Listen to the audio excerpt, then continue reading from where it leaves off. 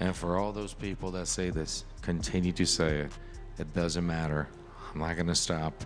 You can say whatever you want to say. I'm going to continue to have the hunger, and I have the faith. And I have faith. I think it depends on the grain of faith. I have faith that that's going to happen. If he thinks he's got firepower, he hasn't seen my firepower. If he thinks he's got jiu-jitsu, he has not seen my jiu-jitsu. Let me tell you something. Things are going to happen. I'm going to become a champion again. Dustin Poirier just revealed the one tactic Charles Oliveira must use to beat Ilia Topuria, and it's the exact same move Poirier fell victim to. Ilia versus Charles fight? I think Ilia, man. I think he's going to be way undersized against Charles. I just don't, unless Charles can sub him, maybe if he hurts him, but it's going to be tough, I think. Because Charles gets hit a lot, you know, and Ilia puts people away. I'm excited about it. According to the former interim lightweight champ, Oliveira's path to victory lies in staying out of danger by managing distance the way he did back at UFC 269. That night, Oliveira didn't try to slug it out in the pocket. Instead, he either closed the gap entirely with clinches or stepped far enough back to land sharp kicks from a safe range. Poirier emphasized that if Oliveira wants to survive Topuria's power, he'll need to avoid standing toe-to-toe, especially since Topuria, despite being the shorter man, hits with explosive force and thrives in close-range firefights. I want to start with Ilia here, Dustin. Obviously, everyone praising his boxing, saying he's one of the best out there. When you watch this guy, like, what makes his boxing so good and effective? Just good work. The crispness of his the shots he throws out, his technique, his positioning. I mean, a lot of stuff, man. He's really, really good and really dangerous. And he was putting people away at 145. To see him going up to 55, and he's gonna have more ass in those punches. You know, he's a very dangerous guy. Like I said when I was working for ESPN during the Max fight, like he's everything he said he was coming into that fight, and he proved it. Yeah, I guess I feel like everyone's just assuming it's a given the power will translate. Like, obviously he kind of had that death touch a little bit at 45, but like it kind of reminds me of Conor. He was, you know, stiffing guys at 45, but then, you know, he had to knock Eddie Alvarez down 3 times before finishing him and like stuff like that. So is it wrong to just assume 100% it's going to be that same type of power or more? It's tough to say. You know, it depends how his speed comes over to 55 because he's good in the pocket. But his technique, without a doubt, is going to transfer over to 155. And I think he's putting away guys with power, but with skill, with more skill. Of course, the guy can punch. He's going to have more weight to punch with now, but it's technique and timing that's really hitting guys at the right time, at the right angle, that are putting people down, man. Poirier also warned about Topuria's confidence on the ground. He acknowledged that the Spanish-Georgian fighter is more than willing to follow Oliveira into the grappling realm, thanks to his own high-level jiu-jitsu. But that fearlessness might backfire. If Topuria becomes too aggressive or overcommits during scrambles, Oliveira could capitalize and lock in one of his signature submissions. Still, Poirier pointed out a pattern he's noticed. When opponents don't respect Oliveira's guard and continue pressing forward, the Brazilian sometimes appears to mentally check out. That's why, in Poirier's view, asserting control early and avoiding prolonged striking exchanges is going to be key for Oliveira. Charles does get hit a lot. You know, I got some people shitting on me on Twitter for saying I think Ilia is going to beat Charles after Full Violence posted that video of me saying that in the boxing gym. But that's just what I think. Charles does take a lot of shots, and Ilia's a guy we haven't seen it really, but he's confident in his jiu-jitsu. He's going to follow Charles down. You know, when I hurt Charles, and it's rinse and repeat, a lot of guys have hurt Charles, but we don't follow. We try to make him get back up and touch him again. You know, I think Ilia, if he does sit Charles down, he's going to follow him up, get into his guard. And we've seen Charles, like when guys go into his guard and play jiu-jitsu with him and aren't afraid of that, kind of, he starts breaking a little bit, I think. But we'll see when Charles shows up. It's a fun fight. It's a fun matchup. I think Charles needs to fight Ilia the same way he fought me. He was all the way in or he was all the way out. He never really fought me at that boxing range. If he was in, it was clinch work, body locks, you know, a lot of energy, but he smothered my boxing. Or he was at kicking range using those long front kicks. He's a long rangey guy. He needs to be all the way in or all the way out. He cannot play the boxing pocket game. You know, he needs to be clinching. He doesn't need to be exchanging shots in the pocket with the shorter guy who can crack.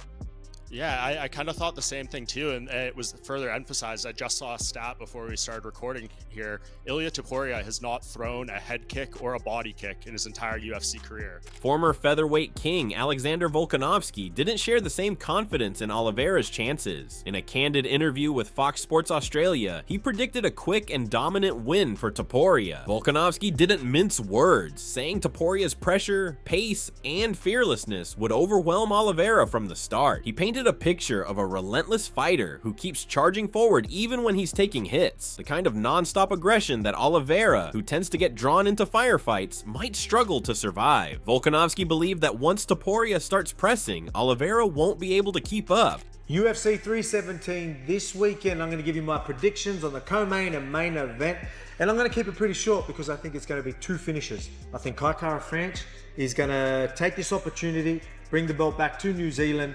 In early rounds, I think he can get the finish. I know it's going to be a tough fight. Pantoja's so tough, but I believe Kai can catch him. So I'm going to go with maybe an early finish for Kai Kara-France, and then in the main event, I'm going to go another finish. I think this is going to be fireworks from the start, but I think it finishes early, and I'm leaning towards Ilia Topuria. I think Ilia Topuria is going to be the new lightweight champion, which is going to be absolutely crazy. So it's going to be crazy scenes there in Vegas. I'll be there to watch it. Cannot wait. So catch the fights on KO Sports via main event, 12 p.m. Sunday. It's going to be a good one. Don't want to miss it. However, not everyone is siding with Topuria. Flyweight champion Alexandre Pantoja threw his support behind his fellow Brazilian, describing Oliveira as a human anaconda, a fighter who slowly but surely tightens his grip until his opponent can't breathe. Pantoja praised Oliveira's balance of knockout power and elite submissions, suggesting that if the fight goes to the ground, Topuria will need to be extremely cautious. He believes Oliveira's strength lies in his ability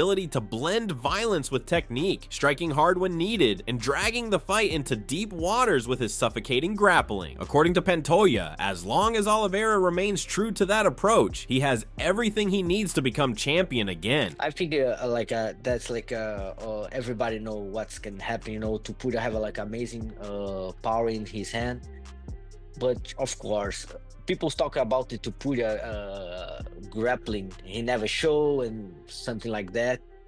It's like a very good chance if you can see that, if he Charles putting his game like that, I look to Charles and remind me in my head the animal like a anaconda, the anaconda from Brazil, Amazonas, like a big snake, gonna involve you and squeeze little by little, that's Charles Oliveira. I think he go to that game plan, he can bring this belt back to Brazil. But if not, he gonna give the opportunity to Topuria, connect his hand, to put it short. He know how to fight with the big guys. He's stronger.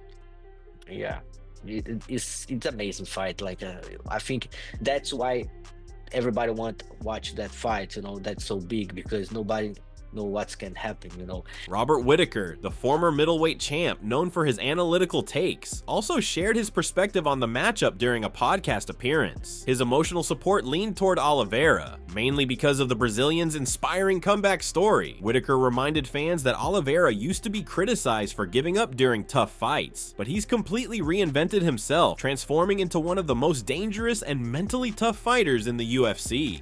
Okay, so I think all the support that's going, obviously Charles Oliveira is a weapon of a fighter. I'm a big fan of his, big fan of Ilia as well, but I love Charles. Who doesn't love the story that he has?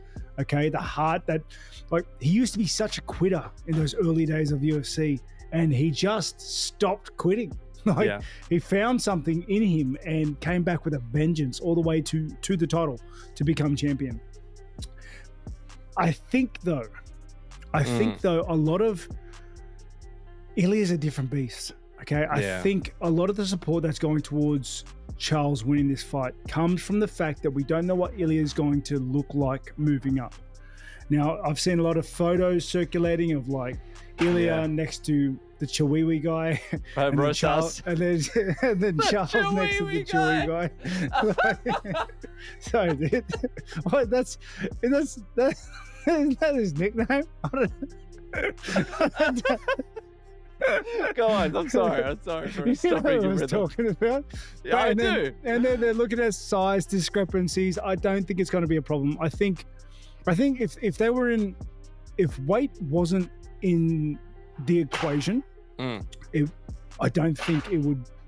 I think Ilia would be a huge. Despite this admiration, Whitaker was honest about the challenges Oliveira faces. From a tactical viewpoint, he's unsure whether Oliveira can handle Topuria's style, especially after the way Topuria dominated elite names like Max Holloway and Volkanovski. Whitaker believes Topuria's compact frame, raw strength, and smart approach in the cage might be too much for Oliveira, whose willingness to walk through punches could be his undoing this time. Ilia is a weapon. What he did to Volk and what he did to Max, two of the best featherweights, Volk being the best featherweight to have ever done it.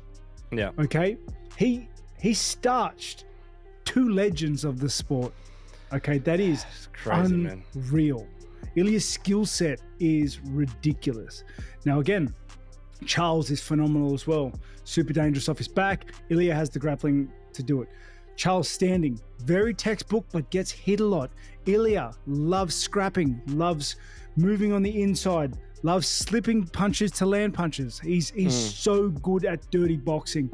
I just don't see where Charles wins his fight against Ilia. Jorge Masvidal added even more fuel to the Topuria hype train, calling him a generational talent. Masvidal, with his years of experience around elite fighters, said Topuria's combination of power, control, and poise sets him apart. He highlighted Topuria's ability to break opponents down methodically while keeping a cool head in intense moments. In his eyes, Topuria is built to expose the defensive flaws that Oliveira has shown in past fights. Masvidal confidently stated that the lightweight belt is going home with Topuria after UFC 317. Charles is bigger. Charles has kicks, knees, elbows, great jiu-jitsu, but Ilia is just different, brother. This guy is special. And I think he's going to be a world champion at 155. He's going to beat Charles, man. I'd bet the house on Ilia. His grappling, offensively, it's very good. If like you shooting on this guy's legs and you make a mistake and you're the one going for the takedown, he has a very good chance that he might put your ass to sleep. Looking at the bigger picture, MMA analyst Luke Thomas provided a broader viewpoint. He sees this title fight as a major turning point, not just for Oliveira and Topuria, but for the future of both the lightweight and featherweight divisions. Although many fans initially hoped to see Topuria challenge Islam Makhachev, Thomas argued that the matchup with Oliveira offers a more intriguing stylistic contrast. On one side is Oliveira's unpredictable, offense-heavy chaos.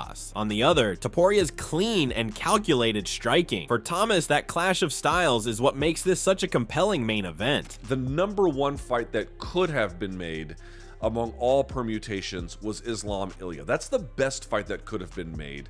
But the point I've been trying to make is that while that would be the most desirable one to choose, it's not like you're getting something bad even though you're not getting it. In other words, Topuria against Oliveira for the lightweight belt is fire. I don't care what anybody else says, it's fire.